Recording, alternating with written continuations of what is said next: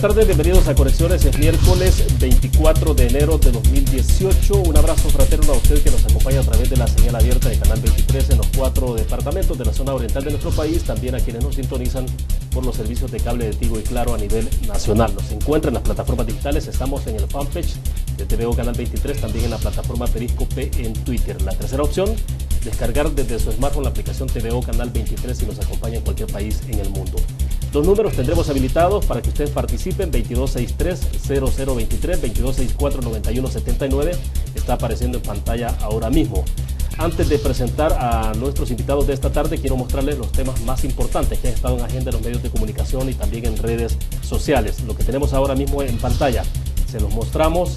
La prensa gráfica dice: Gobernación en la mira de la Fiscalía. La ANEP que solicitó a la Fiscalía General que indague la inscripción express de 60 asociaciones en Gobernación. Asociaciones inscritas fueron usadas para manipular votación para seleccionar directores de la CIGET. Este es un poco el detalle de la petición que fue presentada por la ANEP ante la Fiscalía General. Tenemos también este otro tema ampliado en la prensa gráfica sobre las 60 asociaciones que fueron creadas en tiempo récord, lo que habitualmente no se hace o se tardan, digamos, en legalizar. Una asociación puede tardar incluso hasta un año o más. Estas asociaciones fueron prácticamente en tiempo récord y ustedes pueden leer la información ahí en la prensa gráfica también. El diario de hoy dice: la ANEP pide investigar a 5 notarios por fraude. Gobernación dio aval express a asociaciones que votaron por Sánchez Trejo en la CIGET. Este es el detalle también del diario de hoy sobre ese tema. La Sala de lo Constitucional que ve posible fraude de ley en el caso de la CIGET, y esto tiene que ver justamente con la admisión de ese recurso que fue presentado ante la Sala de lo Constitucional y que finalmente derivó en que de alguna forma, o llevara más bien a que Gregorio Sánchez Trejo renunciara al cargo de director propietario, pero obviamente fue después de que la Sala admitió ese recurso. Esto es alrededor de los temas, más bien los municipios con más desplazados por la situación de violencia en el país: Oyapango y San Salvador. Este es un gráfico, un infográfico de la prensa gráfica que nos da el detalle. Sobre el tema electoral, la OEA que exhorta a participar en las elecciones y el Tribunal Supremo Electoral que multa a diputada arenera por campaña anticipada. Esto ocurre justamente en este momento, está en desarrollo. Los precandidatos del Partido Arena y el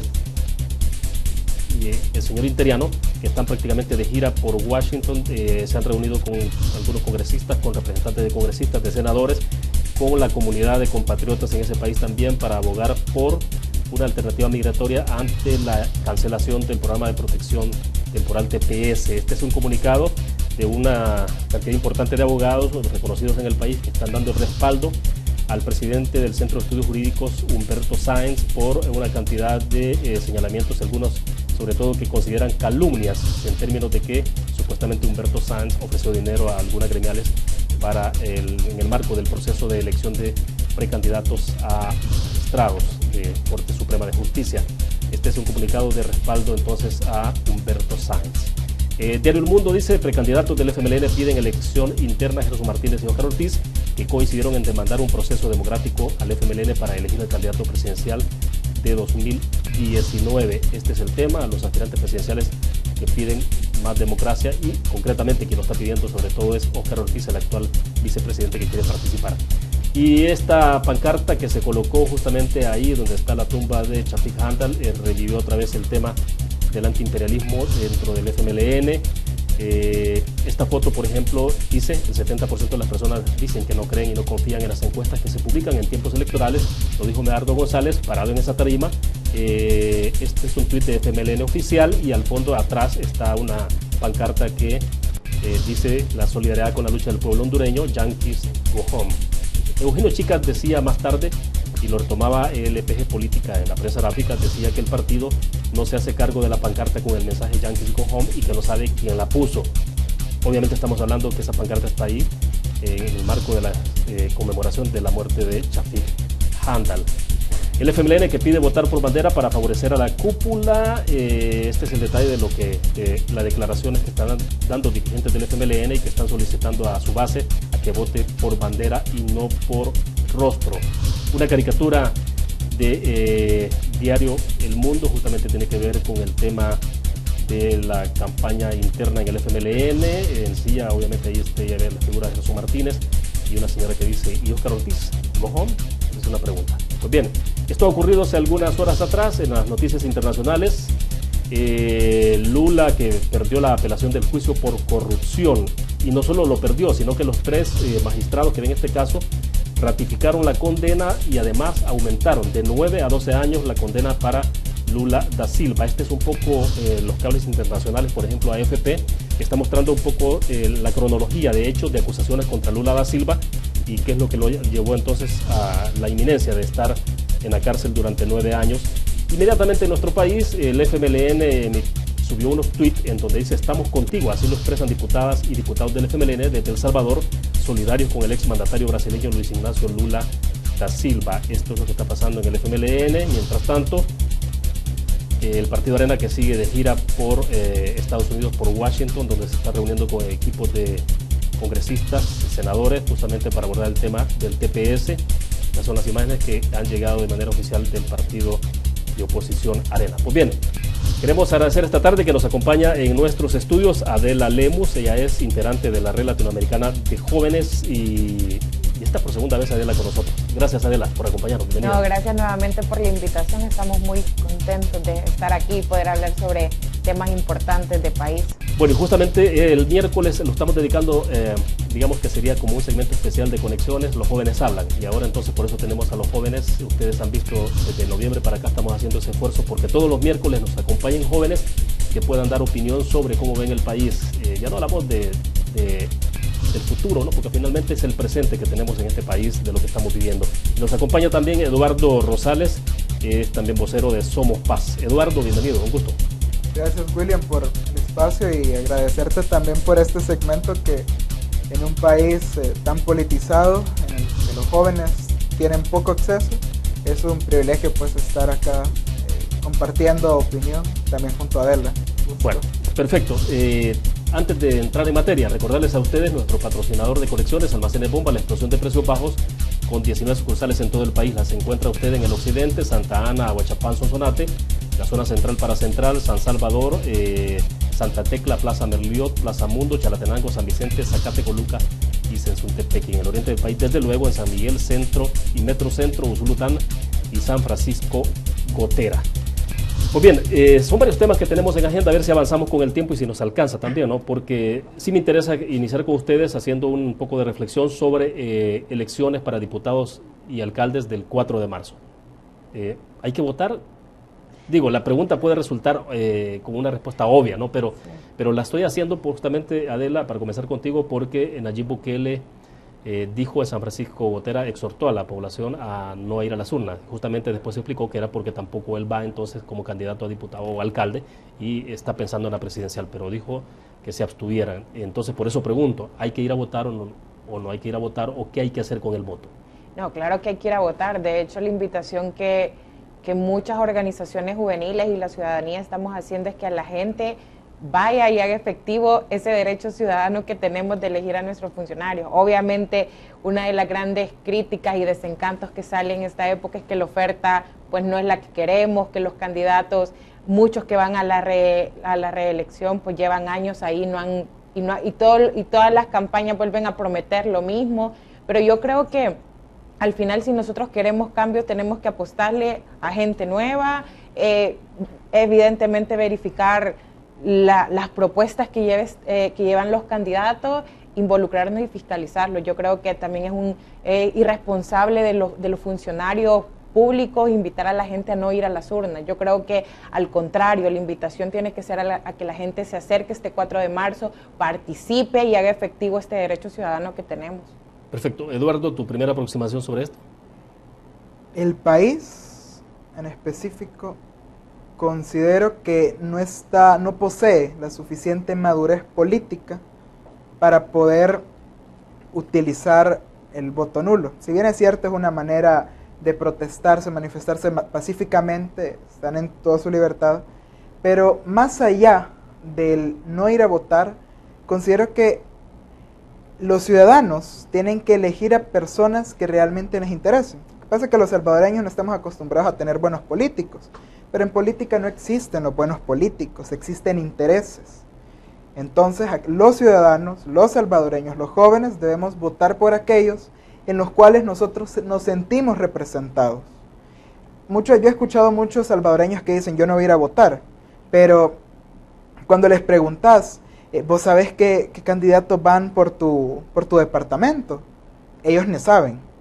Segundo, ni mucho menos conocen su plataforma o su currículum o su trayectoria, ya sea en empresa privada o política. Entonces ves que la mayoría de gente que te dice, yo voy a anular mi voto o no voy a ir a votar, desconocen completamente de los diputados o los candidatos que van por su departamento, ni mucho menos conocen de sus propuestas.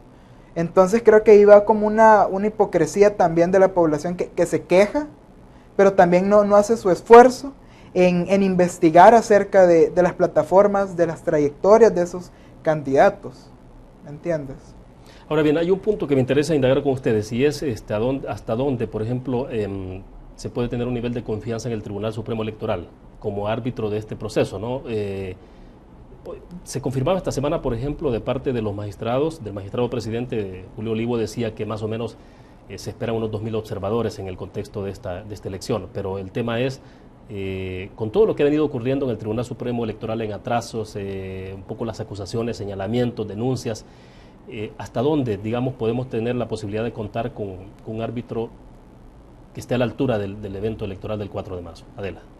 Yo creo que el tribunal tiene un gran reto, primero porque ya trae un historial de las pasadas elecciones, y yo creo que comenzando por eso, luego obviamente elementos como la falta de presupuesto, el tema de la tecnología para la elección, el tema de la JRB. Entonces yo creo que es preocupante, pero el tribunal tiene un gran reto. Lo que nosotros tenemos, y por eso es importante ir a votar, porque así uno puede presionar y de cierta manera, al final, siempre hay que darle el beneficio de la duda a las instituciones y confiando de que este proceso va a ser lo más transparente y más eficaz posible, pero yo creo que sin duda alguna los ciudadanos tenemos que estar muy atentos antes, durante y después de las elecciones, porque creo que el actor del tribunal tampoco nos da garantías como para podernos confiar y decir, ok, ya voté, te dejo a cargo la elección por completo, ¿no? Yo creo que hay que estar muy atentos del seguimiento al tribunal. Ahora bien, al interior del Tribunal Supremo Electoral, dentro de los magistrados hay ciertas diferencias, ¿no? No sé si desavenencias, pero sí ciertas diferencias en términos de enfoque. Julio Olivo, digamos, magistrado presidente, ha estado insistiendo mucho y acusando a la Sala de lo Constitucional por muchas de las situaciones al interior de lo que está ocurriendo en este proceso.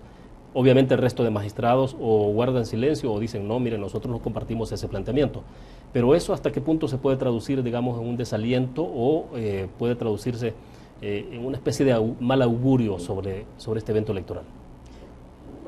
No, la verdad que no hay que tomarlo como mal augurio. Yo creo que dentro del tribunal hay personas y hay áreas como el área de capacitación a la JRB que están haciendo un esfuerzo importante por realmente capacitar al ciudadano, las plataformas que hoy podemos ver no solo en la página del tribunal, sino también muchas las aplicaciones que han sacado. Es decir, hay un esfuerzo, yo creo que sí hay un esfuerzo por parte del tribunal de mejorar el trabajo. Obviamente dentro sabemos que es un organismo colegiado en el cual están presentes todos los partidos políticos y va a ser difícil que se pongan de acuerdo, pero yo creo que sí hay, dentro del tribunal hay áreas y hay personas que tienen la intención de hacer bien el trabajo, ¿no? Eduardo, por ejemplo, ayer estuvo con nosotros Erika Saldaña y Bessie Ríos, estuvimos conversando sobre estos temas, entre otros, y Bessie Ríos decía que tenía una sensación de que, bueno, prácticamente el Tribunal Supremo Electoral de alguna forma se ha hecho bastante por parte de algunos, ¿no? Porque este evento electoral del 4 de marzo fracase de alguna manera. Claro, una visión un poco puede ser pesimista, pero a la vez uno dice, pues algo de realidad hay, ¿no? Cuando se ve una cantidad de problemas que han habido en el tema del Tribunal Supremo Electoral. Mira, considero que el Tribunal Supremo Electoral ha tenido sus aciertos y sus desaciertos, y uno de los principales desaciertos que ha tenido es esperar hasta último momento a hacer simulacros para la cuestión de las elecciones, el esperar a su último momento para poder capacitar a estas personas en hacer el sorteo. Entonces creo que esas son como una de las debilidades que está teniendo. Sin embargo, están haciendo un gran esfuerzo en tratar de capacitar a esas personas. O sea, y con respecto a los ataques que está teniendo el magistrado presidente en contra de la sala, pues para mí, yo no sé cómo se va a tomar esto, pero para mí es normal que ataquen a la sala. O sea, este señor Olivo, desde que se empezó a hablar del tema de las elecciones, ustedes recordarán que hizo un gran ataque en contra de la sala de lo constitucional, pero eso ya es normal de que todas las entidades estén en contra de la sala, porque obviamente algunos no están de acuerdo con sus sentencias o no están de acuerdo en la forma como procede, pero al final creo que todas las sentencias de la sala han afectado de manera igual a todos los ciudadanos. Y la verdad que se están haciendo esfuerzos para generar también credibilidad en las elecciones, pero recordemos que el presupuesto no ayuda mucho. Ahora, sí, perdón. A mí me llamaba la atención un poco con lo que decía Eduardo, que efectivamente nosotros estuvimos hace un par de semanas en una actividad donde llegó uno de los magistrados del tribunal y entonces él comentaba sobre estos esfuerzos que se están haciendo por capacitar a la gente, pero uno de los cuestionamientos que le hacían los jóvenes era, sí, se está capacitando a la gente para que pueda ir a votar, pero a la gente lo que le preocupa es el conteo mismo. Esa transmisión. Y sobre todo cuando se dice que a veces las elecciones no se pierden en las urnas, sino es, bueno, es a la hora del conteo. ¿No? Sí, y entonces me llamó mucho la atención porque era un grupo importante de jóvenes y todos manifestaron que lo que les preocupaba era efectivamente el conteo de votos. Y entonces ahí entra el tema de la tecnología que va a utilizar el tribunal, que también ha sido como bastante cuestionable y es donde muchas instituciones están pidiendo, en este caso a la OEA, que ya acaban de ratificar el convenio con el tribunal, de que ponga mucho énfasis en la observación en este tema. Ahora bien, la JRB, debo entender que más o menos el 75% de miembros de JRB prácticamente se han integrado ya, pero en todo caso, digamos que sea 25 o 30%, es una cantidad bastante alta que todavía no se está cubriendo. No sé, será porque las personas se han declarado enfermas, porque no quieren acudir, porque ese es el otro tema, ¿no? Y les dejo la inquietud a ustedes para que la analicemos. Siempre reclamamos, ¿no?, que el país va mal, que tenemos problemas con los políticos, con los diputados, con los alcaldes, pero y todos nos creemos que somos parte de esta democracia, ¿no?, y que hay que cuidarla, pero cuando se nos convoca a integrar una junta receptora de votos, prácticamente nadie quiere participar. En ese punto, va a ser un poco fuerte la palabra, pero considero que es una hipocresía de parte del salvadoreño, en que solo se queja en las redes sociales, critica al gobierno, critica a los partidos, pero cuando se le presenta la oportunidad de servir a su país, de vigilar un proceso tan importante, porque, solo para poner en contexto, la próxima Asamblea Legislativa tiene que elegir a los magistrados de la Sala de la Constitucional, elige a los magistrados de la Corte de Cuentas, tiene que aprobar un presupuesto para las próximas elecciones, es decir, tiene un trabajo grande y a los ciudadanos no les interesa. Es más, yo he escuchado personas que el mismo día que se dieron cuenta de que iban a ir a integrar las JRB, metieron su trámite para pagar la multa. Considero que es una hipocresía de parte del ciudadano en quejarse de que las cosas no se están haciendo bien, cuando de la nada se presenta la oportunidad de tener incidencia en esas mesas donde se toman las decisiones y en donde esté en juego el futuro del país. A la hora de la hora solo son llamarada de tus. O sea, no pasan de quejarse de las redes a las urnas electorales, pues. Sí. Bueno, algún magistrado incluso del tribunal casi que hacía la advertencia a los médicos, porque decía, bueno, entendemos que algunos se quieren declarar enfermos, ¿no? Ojalá que los médicos sean éticos y tampoco vayan a hacer una especie de fraude, ¿no? Avalar enfermedades que no existen justamente para que las personas no quieran acudir a cuidar una JRB. Correcto. Adela. Yo realmente creo que, y lo hablábamos justamente en la mañana con un grupo de jóvenes, creo que el salvadoreño tiene que empezar a hacerse responsable, porque de pronto demandamos mucho de nuestros políticos, que tenemos malos políticos, que las ofertas son pobres, pero a la hora que nos toca a nosotros asumir la parte del pastel, pues preferimos que alguien más lo haga o que no se haga. Entonces yo creo que ahí sí nosotros como ciudadanos tenemos que hacernos responsables de nuestra parte, porque yo también he conocido un montón de casos de amigos que prefieren lo mismo, pedirle conseguir una constancia médica, pagar la multa para no formar parte de la JRB, y ellos alegan que va a ser lo mismo que en la elección pasada, que van a pasar más de 24 horas contando votos, que va a haber un solo desorden, que no va a haber garantía del proceso. Entonces no nos damos cuenta que participando nosotros le damos cierta garantía al proceso.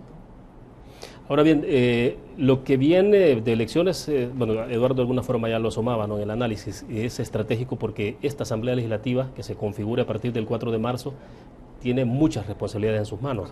Pero bueno, habrá suficiente conciencia a propósito de lo que estamos hablando en la gente de esa responsabilidad y de la importancia entonces de votar el 4 de marzo. Lo que pasa es que yo creo que la gente ya nos dimos cuenta después de muchísimos años y de muchísimas elecciones, de que nos damos cuenta que nuestra clase política en campaña es propuesta, pero una vez evidentemente llegan al cargo se desligan de las propuestas. Entonces yo creo que eso también genera en que la gente es como, ay, no voy, no voto, porque al final es lo mismo. Y no nos damos cuenta de que sí, no solo lo que menciona Eduardo de lo que es responsable de la próxima asamblea, sino que ellos toman decisiones que nos afectan a todos los salvadoreños, y no nos damos cuenta de que si no vamos a votar, vamos a dejar que un grupo pequeño elija la próxima asamblea y ellos elijan el futuro y el destino de este país. Ahora, ¿los movimientos en el país se están integrando al proceso de observación?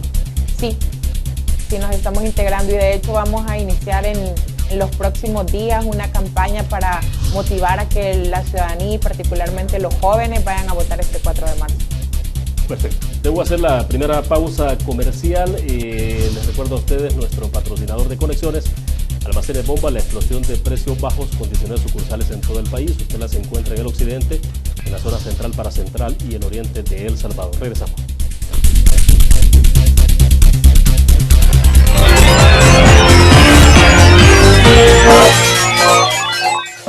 El Salvador progresa con obras estratégicas. Los usuarios ya hacen uso de nuevas vías en kilómetro 70 en carretera Panamericana San Vicente, ruta al Cerro Verde, 6 carriles en calle al Puerto de la Libertad. Gracias a ti, estamos en la etapa final de la modernización de Avenida Roosevelt en San Miguel. Intensificamos obras en Paso a Desnivel, Rancho Navarra y la renovación de más de 17 kilómetros, el Poliedro Sonsonate, con lo que garantizamos la conectividad en los corredores logísticos. En cada zona de trabajo, cuida y respeta al trabajador vial. Fovial, obras que contribuyen a mejorar la vida.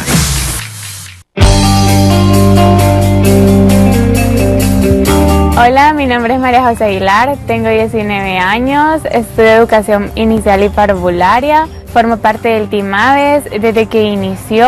La verdad es que ha sido una experiencia súper gratificante para mí. La asociación nos ha apoyado muchísimo, nos ha brindado nutrición, entrenador y todo el apoyo para las carreras. La mayor distancia que he corrido son 10 kilómetros y una de mis mayores aspiraciones es poder ganar alguna de las carreras más importantes del año. Los invito a que lleven un estilo de vida saludable, que practiquen algún deporte, van a ver cómo les ayuda y que les va a encantar.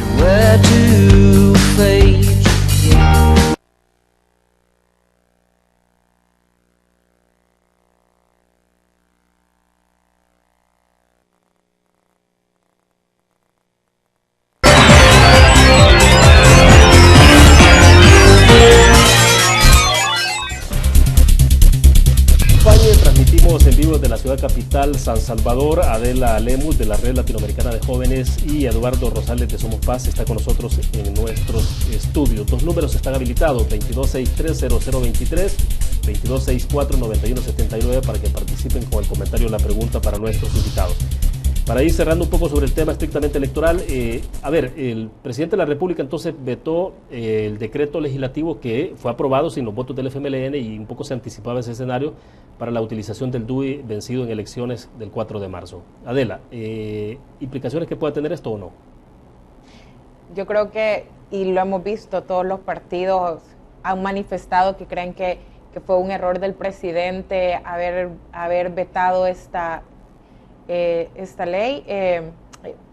porque al final lo que queremos es que la gente llegue y haga efectivo su voto, y de hecho la invitación de todos los partidos políticos ha sido a que el FMLN los acompañe y puedan superar el veto del presidente. De acuerdo, antes de darle la palabra a Eduardo, porque me dicen que tenemos un televidente con nosotros en la línea, vamos a evacuar esta participación. Buenas tardes, nos dice de dónde nos llama. Buenas tardes. Buenas tardes. Estamos al aire, díganos. Sí, solamente decirle ahí al respetable joven, ¿verdad? Sí, un poco más respeto para la ciudadanía, porque cuando él expresa un tanto la hipocresía para los que no quieren ir a lo que es a la cuenta voto o a cuidar la JRD, yo siento que es una palabra bastante fuerte. Mejor démosle vuelta a la pregunta, ¿por qué la gente no quiere ir? Sencillamente no hay conciencia patriótica. Sí. ¿Y quiénes son los indicados para generar esa conciencia patriótica? Pero el mismo Estado, el mismo Tribunal Supremo Electoral y los mismos políticos.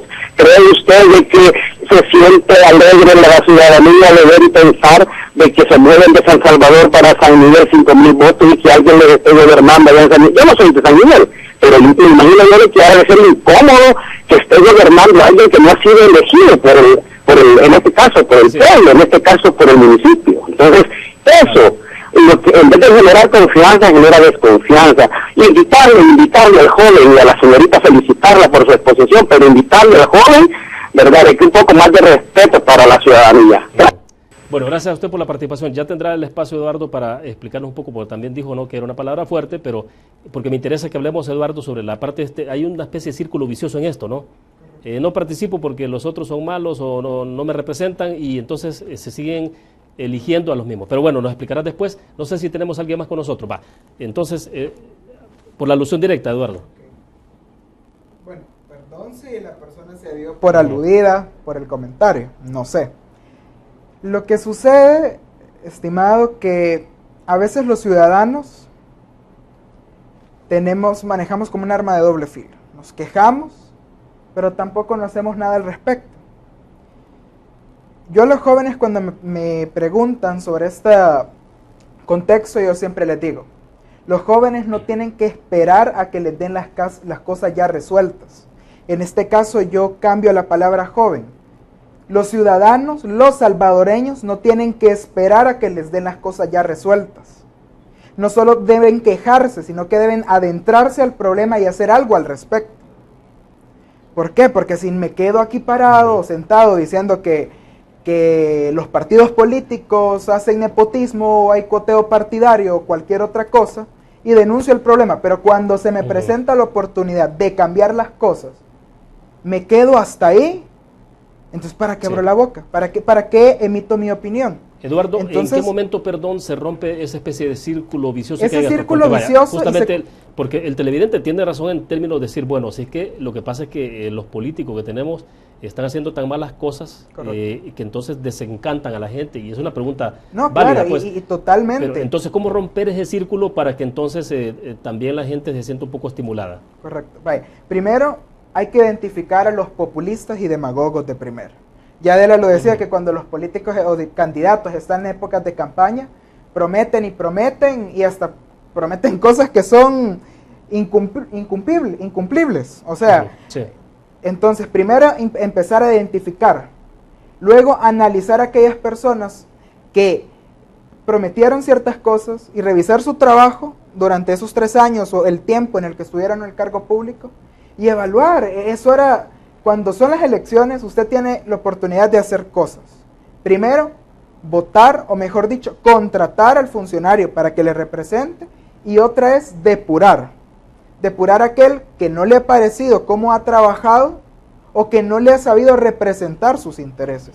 Entonces, cuando usted vota y castiga a la persona por el cual votó, pero no cumple con sus expectativas, simplemente no le da su voto, vota por otra persona que posee capacidad notoria para el cargo o ha hecho méritos para poder ganarse su voto.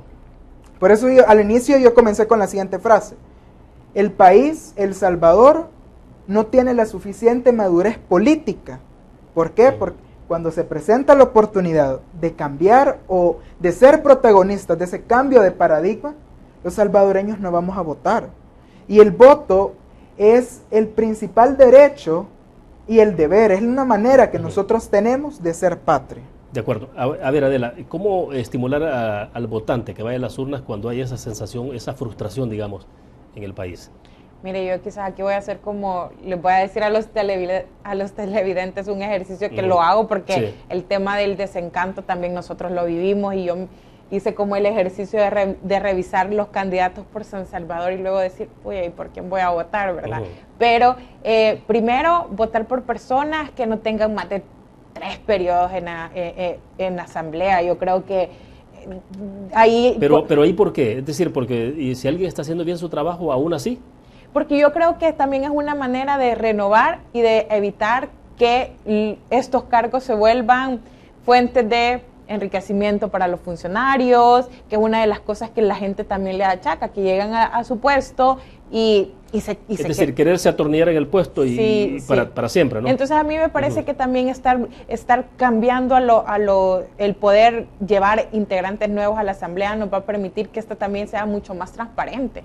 Y yo creo que 3 periodos para un diputado es suficiente, ¿no? ¿Estarías de acuerdo que se limitara esto? Porque habría que hacerlo vía constitucional incluso, ¿no? Porque los partidos políticos pueden tomar sus propias decisiones. El FMLN tiene su propio reglamento y limita esto, ¿no? Pero los demás partidos obviamente tienen queda a discrecionalidad de los partidos.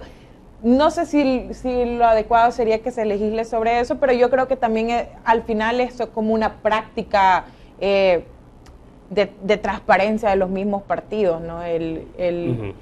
No vas a ser, tu curul va a ser como tu puesto de por vida. Yo creo que también en el discurso de necesitamos gente, una renovación más que una renovación del tema de edad, es como llevar a gente nueva a que incorpore la Asamblea Legislativa. Yo creo que ya estamos desencantados de lo que ya conocemos. Yo creo que es el momento de darle la oportunidad a que nuevos rostros y nuevas personas lleguen a la Asamblea Legislativa. Bueno, no sé si tienes algo que agregar, Eduardo, porque me interesa que veamos otro tema y tiene que ver justamente con TPS, que está vinculado el TPS con el tema de la relación con Estados Unidos, desde luego, pero esto se le mete un poco de ruido electoral y bueno, entra la pancarta del FMLN que ratifica prácticamente esta mañana la frase Yankee Go Home. Mientras tanto, los precandidatos del Partido Arena están allá en Washington haciendo lobby por el tema de TPS. Pero bueno, no sé si tenías algo más sobre el tema electoral. Quizás solo agregar algo. La Sala de lo Constitucional en estos 9 años ha tenido un trabajo enorme, con sus aciertos y desaciertos. Sin embargo, nos ha dado un recurso que yo lo considero el más preciado, el voto cruzado. O mejor dicho, la capacidad de votar por rostro. Y no necesariamente votar por el partido y dejar que el partido distribuya, según su criterio, a sus candidatos. Y ese es uno de los mecanismos y una de las razones por las cuales los ciudadanos tienen que ir a votar. Tienen que aprovechar ese recurso de que pueden votar por rostro.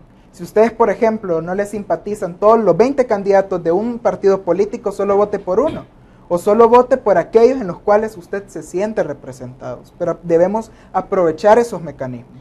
No, y además ahora tenemos la participación de candidatos independientes. Correcto. Ya que estamos tan desencantados con los partidos políticos, pues creo que también ellos han hecho un esfuerzo, hay un esfuerzo ciudadano detrás de las candidaturas de estas personas, y creo que el respaldo de la ciudadanía sería importante como para también mandar un mensaje a la clase política. Ahora, que los no partidarios sería interesante porque sería primera vez que alguien de ellos entra, bueno, que la gente vota por ellos y logra entrar a la Asamblea Legislativa, porque es interesante quizás el ejercicio para cómo se desempeñan, cómo se desenvuelven, no terminan siendo la nómina de otro partido político o satélites en la Asamblea Legislativa, ¿no? Sí, sería como interesante. Yo creo que hay que darles también la oportunidad. El beneficio de la duda. Aparte que sabemos que el poder integrar efectivamente y aparecer en la papeleta no ha sido fácil. Para un candidato independiente poder lograr no solo las firmas, que lo vemos como uno de los grandes retos, pero también el tema de financiarse, de encontrar plataformas, que los mismos ciudadanos confíen y quieran darle la firma. Yo creo que también sería interesante poder tener uno o varios candidatos independientes en la próxima Asamblea Legislativa. Perfecto. A ver, el otro tema, Eduardo. comienzo contigo en esta parte. Es la pancarta que tenemos ahí que el FMLN colocaron ahí, esto es en la tumba de Shafik Handal, este día que hubo los actos conmemorativos de la muerte de Shafik. Y bueno, aparece otra vez el tema de Yankee Go Home y todo ese tipo de cosas. Un poco, ¿cómo entra esto en el contexto de lo que estamos conversando? Mira, como para poder partir de lo macro a lo micro, quiero poner el contexto del TPS. Se ha escuchado o hay una campaña de Arena diciendo de que el FMLN tuvo la culpa de que se perdiera el TPS. Sin embargo, tanto Arena como el FMLN sabían de que era un estatus temporal, algo que se iba a terminar en un determinado tiempo. Y ambos han tenido la oportunidad de gestionar, o mejor dicho, de repensar políticas públicas a la hora de que este TPS pues terminara y poder recibir a los retornados.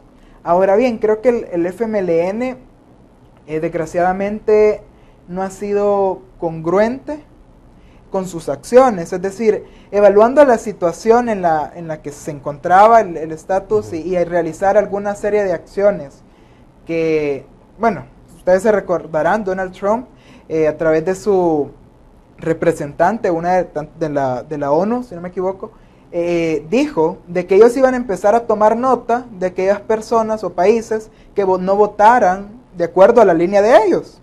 Y eso salió a relucir cuando Estados Unidos reconoció al Estado de Israel, si no me equivoco. Entonces, sí, cuando se habló del traslado de la embajada de Tel Aviv a Jerusalén. Y empezamos a tener como esas señales y quizás como el gobierno... Ahora, que eso va más allá de un tema como TPS, porque no, la verdad claro, que hicieron es todavía evaluar las relaciones y también la cooperación, dijeron. Correcto. Entonces, el gobierno creo que no ha hecho como el mayor esfuerzo en ir y buscar soluciones o alternativas, y lo que proponen son cosas populistas que al final dar dinero para que las personas vengan y regresen aquí al país, considero que es inoportuno, porque lo que le ofrecen es lo que ellos gastan quizás en una semana o dependiendo de la calidad de vida del salvadoreño allá. Entonces creo que el gobierno, en vez de enfocarse en cosas populistas, creo que debería de buscar crear o desarrollar más la inversión extranjera aquí en el país para crear más fuentes de empleo. ¿Tu opinión, Adela? Mira, sobre el tema del TPS, yo considero primero que estábamos ante una política migratoria de la nueva administración de la Casa Blanca, que desde su campaña, antes de llegar efectivamente a la Casa Blanca, dejó bien claro cuál iba a ser su línea, ¿no? Y no solo es un caso específico de El Salvador, pero también es cierto que las relaciones con Estados Unidos pues se han desgastado por temas como la votación, mensajes como los que mandan los funcionarios de gobierno, que al final no se quieren hacer responsables, pero la pancarta estaba ahí. Entonces yo creo que también han habido mensajes equivocados de este lado para poder mantener las relaciones, no solo por el tema del TPS, sino por todo el tema de cooperación que existen entre los dos países. Yo sí destaco que dentro del contexto tanto que se tenía de la política migratoria del presidente Trump y el mismo contexto político de nuestro país, el canciller de la República hizo un trabajo y hizo esfuerzos importantes para mantener el tema del TPS y las negociaciones hasta donde fuera posible. Perfecto. Vamos a hacer la última pausa comercial. Regresamos después de esto, un breve corte comercial. Regresamos.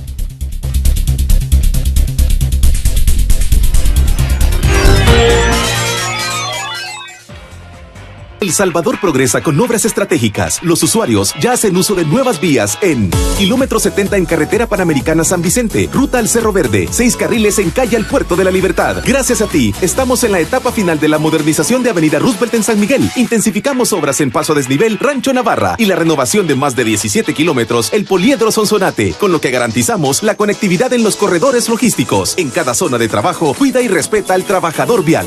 Fovial, obras que contribuyen a mejorar la vida.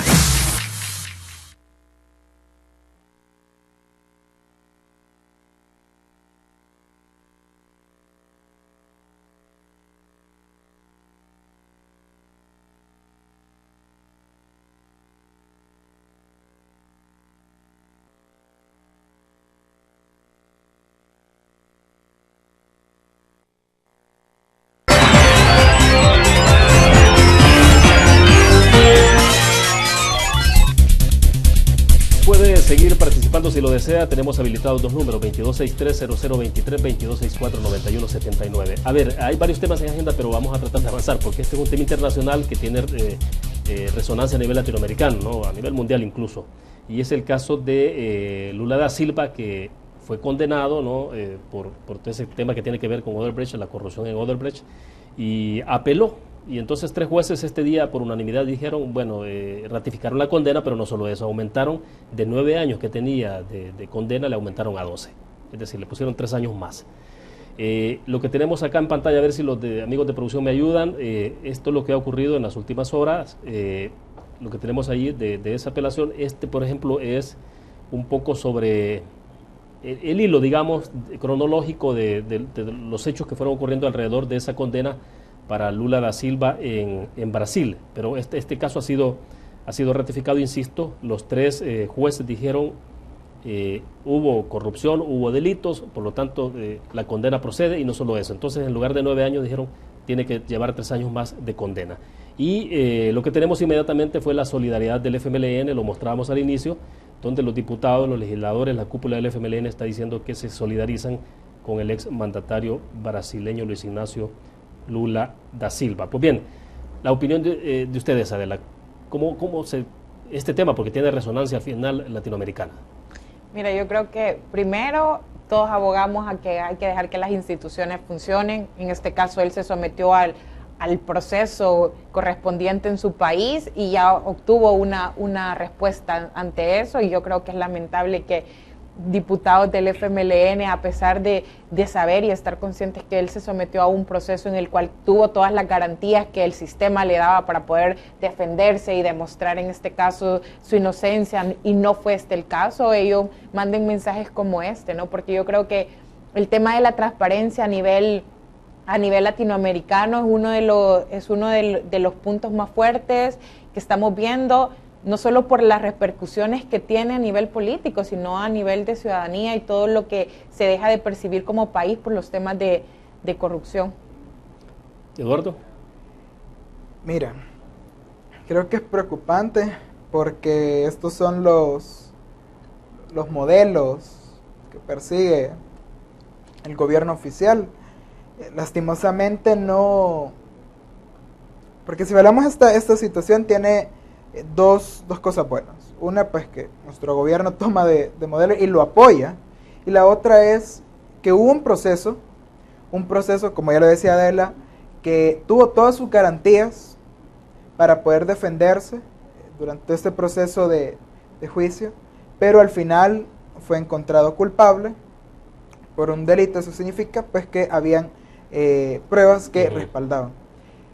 Pero el gobierno, pues desgraciadamente, por ser siempre esta misma ideología del socialismo, del llamado socialismo siglo XXI, pues siempre se solidarizan y realmente es triste porque ves que es un gran escándalo de corrupción que incluso hasta salpicó a un expresidente, siempre del partido de gobierno, y ven que se sigue apoyando, y es triste porque, bueno, ya lo hablábamos, Venezuela también es uno de sus faros, y vemos la situación pues insostenible en la que está viviendo, y la pregunta es que si a eso nos quiere llevar también nuestro gobierno, y eso es preocupante. Ahora bien, a propósito del tema, porque lo que está a la luz es Odebrecht, que prácticamente corrompió, por no decir así, los gobiernos, casi que el sistema democrático de América Latina, ¿no? Porque Odebrecht se metió en cuanto país pudo, en cuanto presidente, mandatario. Se dejó. Exactamente, entonces llegaron ahí. Incluso, bueno, está pendiente el caso de investigación, no hay investigación, qué proceso hay en el caso de Mauricio Funes, que también se habría visto beneficiado con esos dineros provenientes de Odebrecht. Eso está pendiente, ¿no?, a nivel fiscal. Pero a lo que quiero llegar es el tema, por ejemplo, del tema de transparencia, corrupción. Ustedes en el marco de la campaña, a propósito de que estamos en elecciones en este país, ¿lo han escuchado ustedes el tema de, ven comprometidos a los candidatos a diputados, por lo menos, sobre ese tema de la transparencia y combate a la corrupción, o no está en agenda eso? No sé si están comprometidos, pero que algunos lo mencionan como parte de sus propuestas y de sus compromisos para la próxima legislatura, sí es evidente, ¿no? Lo que habría que ver cuáles van a ser las muestras efectivas que van a demostrar, en este caso con la transparencia. Eduardo. Mira, así como le decía Adela, pues propuestas contundentes de combate, no.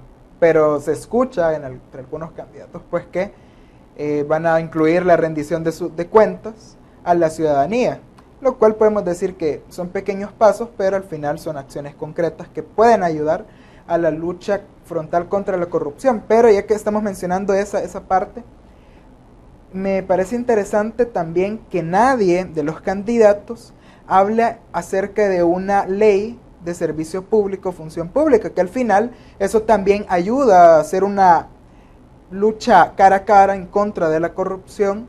Pues ya si tuviéramos una ley de función pública o servicio público, eso ayudaría a transparentar en la forma en cómo se dan los puestos, en donde se tome la meritocracia y la capacidad notoria y no necesariamente el clientelismo político. Pero hasta el momento no hemos escuchado propuestas concretas para mejorar el combate contra la corrupción.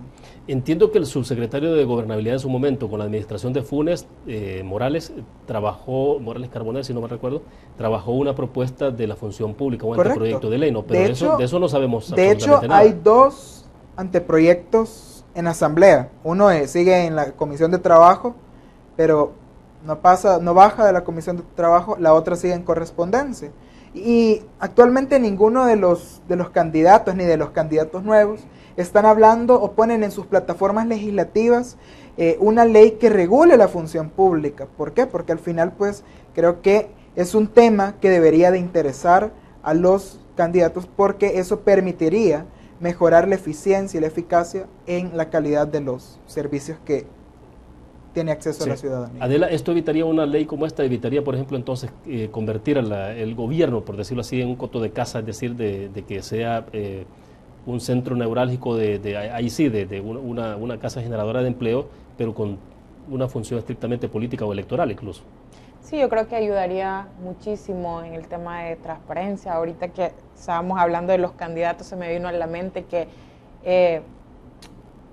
este candidato, Neto Mason, ha dicho de que, por ejemplo, las reuniones del consejo van a ser abiertas para que la gente las pueda ver y es una manera de transparentar. Y sí, pero yo creo que el tema de la transparencia va más allá de esas pequeñas acciones, sino que tiene que verse en la manera en la que ellos efectivamente gobiernen y los diputados legislen. Sí, porque más que la rendición de cuentas, por ejemplo, de los actos formales que entregan un documento, etcétera, el tema de acceso a la información, ¿no? Hasta dónde hay disponibilidad del acceso a la información pública. Hay una ley, efectivamente, pero hasta dónde los funcionarios se comprometen con una especie de cultura por la transparencia y del acceso a la información. Sí, definitivamente. Sí, lo que sucede que es un tema un poco complicado, porque estamos hablando que una ley que regule el servicio público ya no va a haber nepotismo ni mucho menos coteo partidario. ¿Por qué? Porque usualmente vemos que cuando cambia el gobierno central o el gobierno municipal, pues el candidato que gana lleva a su gente y despide a la otra. Entonces lo que buscaría, pues, y mucha gente de la que llega con ese candidato que gane, no necesariamente tiene la capacidad para ejercer un determinado puesto, sino que llega porque estuvo acompañando al candidato en su campaña, o solo porque es un amigo de él, o porque patrocinó su campaña. Entonces, eso creo que sería un mecanismo importante a la hora de poder transparentar en la manera en cómo se ejercen los puestos públicos y a la hora de darlos. Entonces, solo para cerrar, porque nos quedan unos 3 minutitos nada más, para cerrar sobre el principio, en términos de la participación que se puede esperar para el 4 de marzo, ¿cuál es la expectativa que tienen ustedes? Bueno, mi expectativa realmente es que los ciudadanos, ahorita el panorama es, los ciudadanos no van a formar parte de la JRB y los ciudadanos no van a ir a votar el 4 de marzo. Ese es el escenario que tenemos por el desencanto de las propuestas políticas, pero yo creo que la gente va a ir a votar. Yo sí considero que hay esfuerzos importantes de la ciudadanía y de algunos partidos políticos de motivar a la gente que va y se acerque a las urnas. Creo que el invitar y decirle a la gente que somos responsables de elegir a la próxima Asamblea Legislativa y que ellos son los que toman las decisiones al final de país, en la cual nos involucran a todos, creo que es importante. Así que yo sí espero que el 4 de marzo sean muchos los salvadoreños que vayamos a las urnas y estemos fiscalizando el trabajo del Tribunal Supremo Electoral.